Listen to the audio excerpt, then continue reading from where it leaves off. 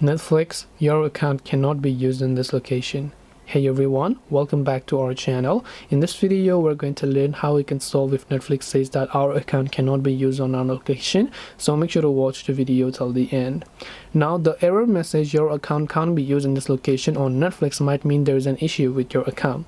Now, here are some of the things to check. First of all, if you're traveling, Netflix is available in over 190 countries, and each country has its own catalog of TV shows and movies. If you're recently moved to a different country, your device and network might have a VPN turned on, which will hide your region and only allow you to see TV shows and movies available to all regions globally. And you can try turning off your VPN if you're using any of the VPN services.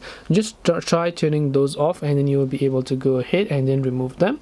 Now, if your device is also older and if you see sorry Netflix is not available in region, it means that the device you're using can't be used to sign up for a Netflix account in your region, and your membership is included as a part of your package. If you're traveling, your membership might be included in a package, so that could be the reason.